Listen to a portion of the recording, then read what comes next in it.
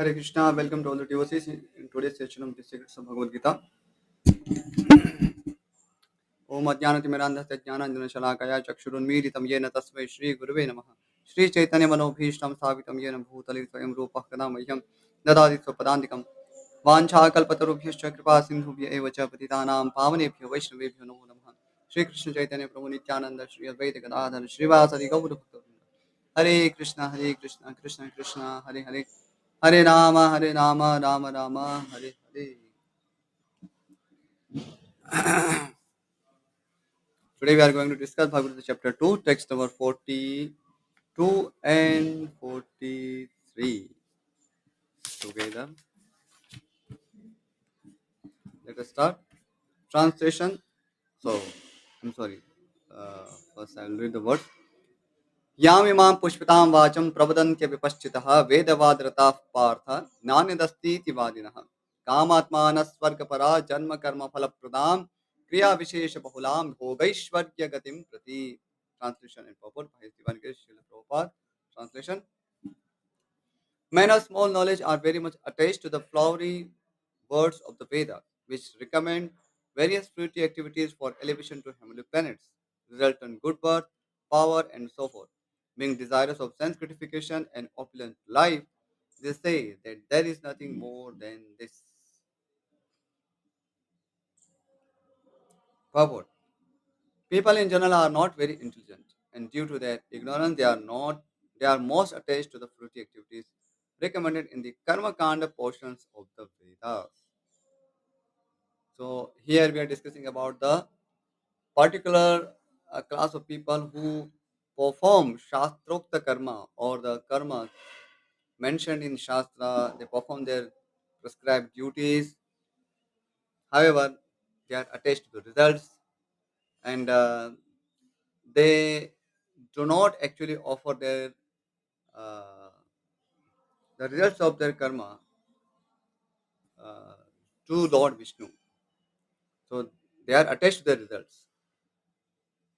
So these people are called followers of karma kanda. So they cannot be called either Nishkam Karma Yogi or Bhakti Yogi. Because in Nishkam Karma Yoga we uh, discussed that a person may have some material desires, but in the process of Nishkam Karma Yoga, he is not cultivating material desires. He is, uh, he understands that uh, he has to give up these material desires, and that is why he is engaged in yoga. He is connecting the results of his karma to Lord Krishna or Lord Vishnu. So in that way, he is gradually getting purified by his uh, prescribed duties. So that is Nishkam Karma Yoga and Bhakti Yoga. Bhakti Yoga, the not just the results, but the activity itself is a limb of bhakti. Uh, because a devotee is not performing any particular karma, even an ordinary karma like brushing the teeth. So that is also not for that is not motivated for any uh, material desires. So the sole object of doing any karma in Bhakti Yoga is to please Lord Krishna. So, in that sense, all activities, whether it is taking a bath or it is brushing teeth or taking care of family, everything becomes Bhakti Yoga or limbs of Bhakti. So, in Bhakti Yoga, even the activity or the motivation, everything is to please Krishna. Nishkam Karma Yoga, the aim is to please Krishna. However, there are material desires, and a person in Nishkam Karma Yoga offers the results of his activities to Lord Krishna. So he's not offering his activities.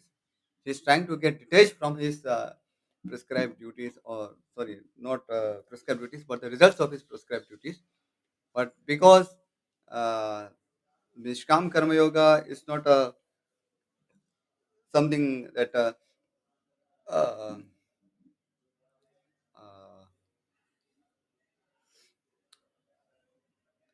it's not a just how to say, it's actually a process. Nishkam karma yoga, like uh, for example, taking a bath is a process.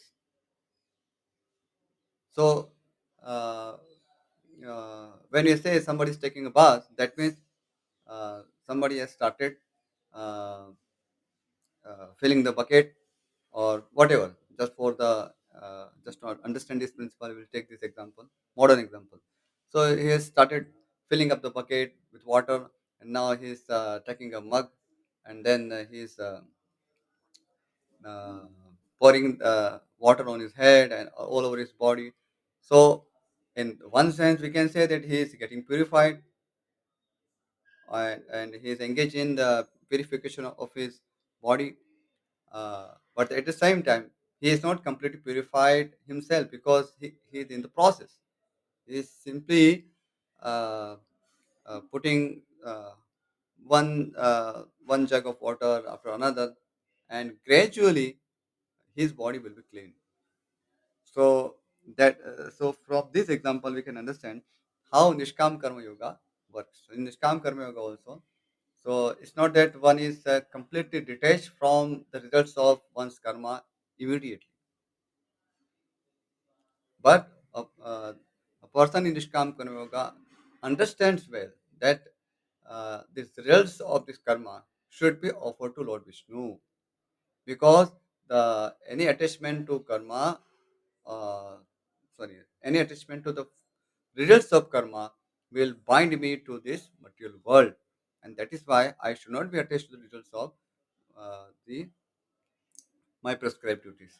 He is not a person like karma kandi. Karma kandi means he wants to enjoy it, and he does not offer it to Lord Vishnu. He does not offer the results of his prescribed duties to Lord Vishnu. So externally he may do so, because in any karma kanda we have to say that I am offering this to Lord Vishnu, I am doing this for the pleasure of Lord Vishnu. So idam vishnave idam namama swaha, all these things are there, but it's about the uh, attitude of that person that defines which is karma kand or which is nishkam karma yoga and which is bhakti yoga. So activities may remain the same. It's not that for bhakti yoga we will have to imagine something, some other activities.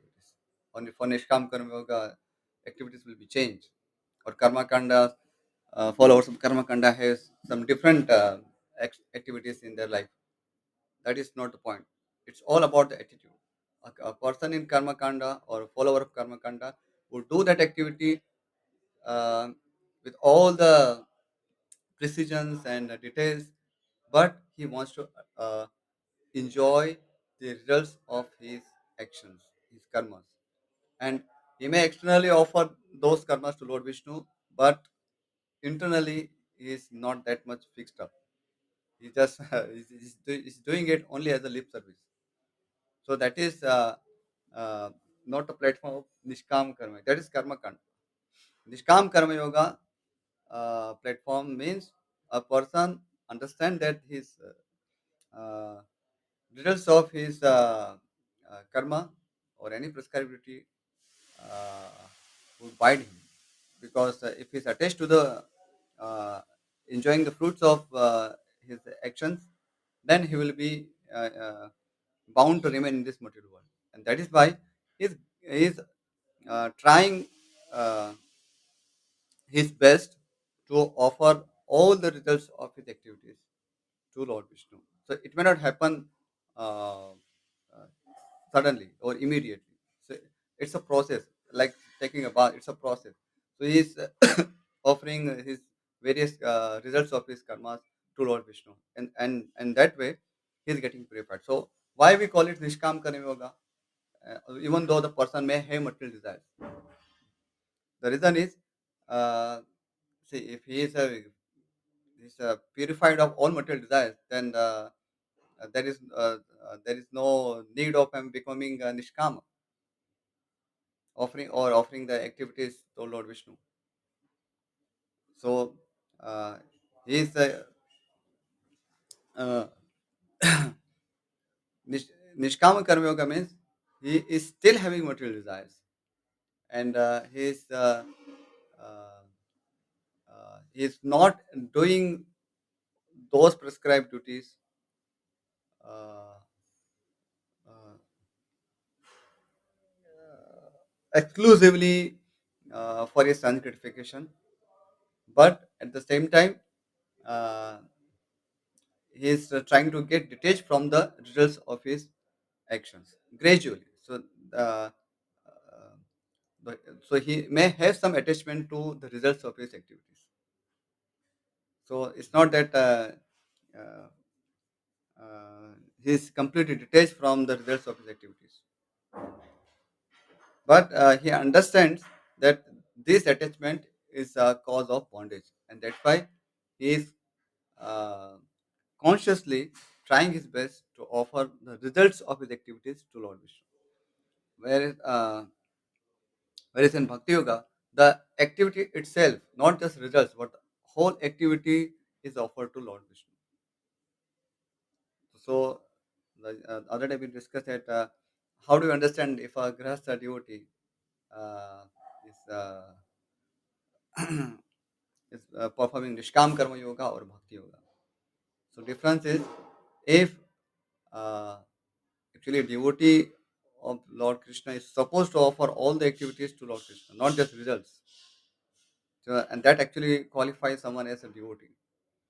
But I'm using the word devotee in a very general sense that those who are on the path of yoga or any yoga, they are actually devotee. So, in a very general sense, I'm using this term. So, bhakti yogias are supposed to offer all their activities along with their results to Lord Vishnu. So, if a grahastha is performing his duty with the motivation to please Krishna, and he's offering all the results of his prescribed duties or grahastha duties to Lord Vishnu, then he is situated on bhakti yoga, because everything becomes bhakti. All activities becomes the limbs of bhakti. Even cleaning teeth, that also becomes a part of bhakti. In Nishkam Karma Yoga, person is still attached to material desires, but still he understands that he has to overcome these material desires, and that is why he is consciously offering the results. He is not able to offer the activities uh, themselves to Lord Vishnu. Bhakti Yoga, in Bhakti Yoga, we offer even the activities to Lord Vishnu. The whole motivation to perform that activity is pleasure of Lord Krishna. In Nishkam Karma Yoga, the motivation for performing any activities is not to please Krishna. It is not that uh, he is not that firm conviction is not there. So he is offering the results of his prescribed duties to Lord Vishnu or to Lord Krishna, but he may have material desires, and that is why he is uh, gradually trying to get purified by these uh, prescribed duties by offering the results of his various prescribed duties to Lord Vishnu. But he is not offering his activities to Lord Vishnu. So we can say that he is actually not situated in the proper sambandha jnana. So he is a devotee in a general sense, but actually he has not actually understood his own position as a servant of Krishna.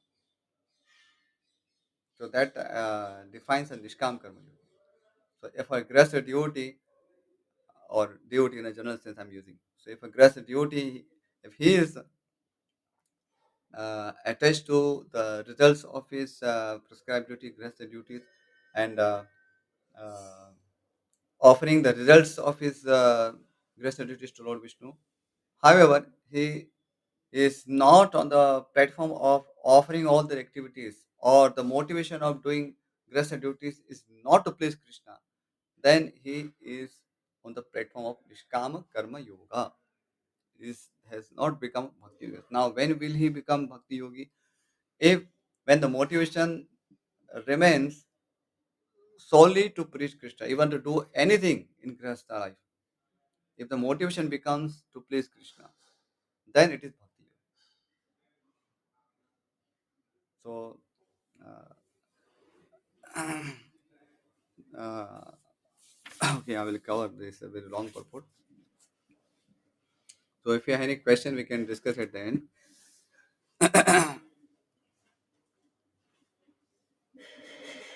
So, these particular karmakandi people, they are called Sakama Bhaktas. See, they are also called Bhaktas because anyway, who is worshipping Lord Vishnu, they are called devotees in a general sense. So let's not get confused with when we say devotee. So for Bhakti Yoga, we can say we can use the word pure devotee. So that will actually differentiate between any devotee and pure devotee.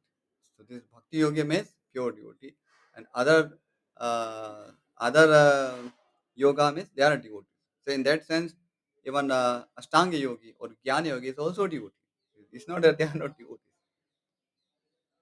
because they offer uh, their uh, their results and their meditation to Lord Krishna or Brahma, Paramatma, whatever. So they are devoted to the supreme absolute truth. In that sense, they are devotees. But devotee in uh, actual sense of the term means bhakti yogi who knows the sambandha jnana, proper sambandha jnana, and knowing sambandha jnana means he knows that his only object of life should be to please Krishna. So if even if I am grasta, I am suffering from material desires, but I will do everything to please Krishna. Krishna will take care of my material desires. So that is the difference between Bhakti Yoga and Nishkam Karma. Nishkam Karma Yoga, he understands the goal is purification, and he knows that there is supreme absolute truth, Lord Krishna, and he is still attached to his results of his activities, but is trying to gradually purify himself by offering the results of his prescribed activities to Lord Krishna. He is not offering the activities itself. So and then by the process of Nishkam Karma Yoga, gradually he will come to the platform of Bhakti Yoga, where he will be able to offer his activities also to Lord Krishna. So, and that's in this sense, Nishkam Karma Yoga is a uh, step toward Bhakti Yoga. So, in a loose sense, Nishkam Karma Yoga is also a secondary Bhakti Yoga. We discussed this last time. It is why it is secondary Bhakti Yoga because Bhakti is not prominent in that. Bhakti is not prominent means is the whole motivation that I want to do everything to please Krishna. That is missing. So, but still there is some bhakti in that because he is offering the results to Lord Krishna. So that bhakti part is there. We cannot say there is no bhakti in Nishkam Karma Yoga. But the karma, the role of karma is prominent. That I have to perform my prescribed duties and I have to offer the results of these prescribed duties to the Supreme Absolute Truth, Lord Krishna. And by that way, I will get liberation. So that is the difference between Nishkam Karma Yoga and uh, Bhakti Yoga. So generally, devotees in Krishna consciousness, those who are initiated devotees in Krishna consciousness, are supposed to be pure devotees or bhakti yogis. So they are not Nishkam Karma yogis. So when we say grahastha devotee, so any person in yoga, Nishkam Karma, they are called devotees in general terms. But for bhakti yogi, we have to use the word pure devotee. So even grahastha who may be struggling with material desires, he is still considered a pure devotee because he is offering all his activities along with its results to Lord Krishna. That is it's a very elevated stage. It's not an ordinary stage.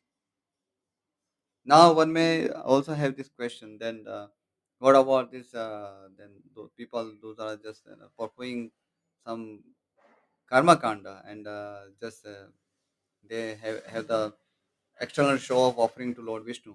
So they have been condemned here in this particular verses. You will see, or in the upcoming verses. their attitude has been condemned by Lord Krishna. And what about those devotees or pure devotees, we can say, that they are on the path of surrender, they are offering their activities and results, everything to Lord Krishna. But sometimes they feel the urge to uh, take some benefit from Lord Krishna. So uh, they may request Lord Krishna or Lord Vishnu to grant them some material gain. So what about that? So will they be cease to be pure devotees? So the answer is actually not. So they do not become less than pure devotees uh, by definition, because technically they are on the path of bhakti yoga. So they are pure devotees. They are in the process of getting purified because they are offering the activities and everything to Lord Krishna. That's why they are pure devotees. But here we can say that they have uh, developed some material desires. So that's something called uh,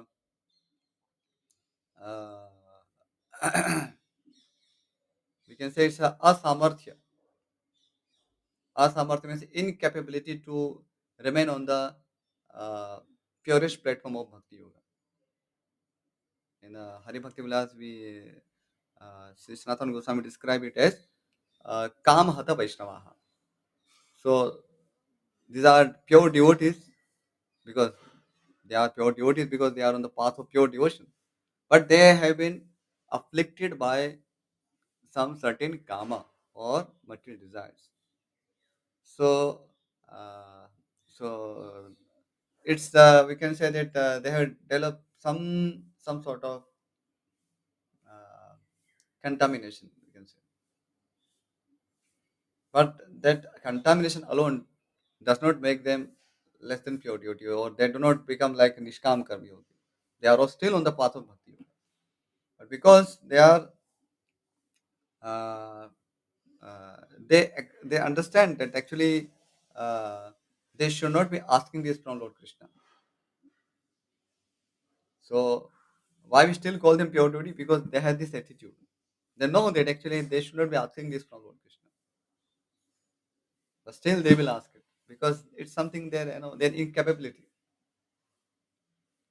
and they will not give up the shelter of Lord Krishna. It's a very big achievement that whatever happened in my life, I will not go to any devatas. I will go to Lord Krishna. Even I need some material benefit. Even if I want to fulfill some material desires, so I will be asking the favor of Lord Krishna. I will not go to any other devatas. That's a very big achievement. So they are still pure devotee, but we can say that pure devotee is afflicted with material desires, Kam Hata Vaishnava. But they are still on the path of Bhakti Yoga. That is the essence. But in these verses, we will see the Karma Kanda followers, or we can say Sakama Bhaktas. Sakama, they are also Bhaktas. We see in the Vedic society, everyone is a devotee in that sense. So these followers of Karma Kanda, they are also called Sakama Bhaktas. So by this Karma Kanda activities, they go to heaven. They go to Swarga. So that means they must be having some devotion to Lord Vishnu. So they are bhaktas, but they are not actually yogis because they have not understood that material desire is a cause of bondage. That's why we do not use yoga with the karma kanda. They are still followers of karma kanda. Nishkama karmayogi, wherever we find the word yoga, that means he understands that goal is not to enjoy uh, the results of one's activity, or uh, material desires is the cause of bondage. That is the underlying understanding of any yoga. And with that, when a person tries his best to offer his results to Lord Krishna and uh, uh, meditate on Lord Krishna and different forms of Lord Krishna like Brahma, Paramatma, etc. So that's a different thing. But he's not cultivating his material desires. And Bhakti Yoga means he's offering everything, even the activities itself, to Lord Krishna. It's not a, but sometimes it may happen that even on the path of Bhakti Yoga, one may get little degradation, little. But if he is engaged in pure devotion, Tibra Bhakti, if he is engaged in intense devotional service, then that little contamination will also go away. That's why we have the verse in Bhagavatam that akama sarva kama va moksha kama udarji tivrena bhakti yogena jajete purusham param. So whether one has material desires or whether one does not have material desires, he should perform intense devotional service to Lord Krishna. Because the Tivra Bhakti or intense devotional service will purify him of any such contamination, and that will situate him on the platform of pure devotional service. So, generally, it is discouraged not to ask such favors from Lord Krishna, material favors from Lord Shri Krishna, because anyway, he is maintaining us. He is our master, he is our mother, father, everything. He knows what we need. So, even we were in the womb of our mother, he knew what to do. So, we don't have to ask anything from him. So, but it may happen. This is a material world, and sometimes Maya tests us. So that's the point. Okay, I will. Time is also up, so I will just stop here. We will discuss it further. If there is any question here, we can take. Because last time I saw that uh, because the subject was little technical, and I was reading commentary, so I thought maybe I could not give enough justice to that verse. So let me clarify whatever I said in the previous session. Yes. Any questions so far?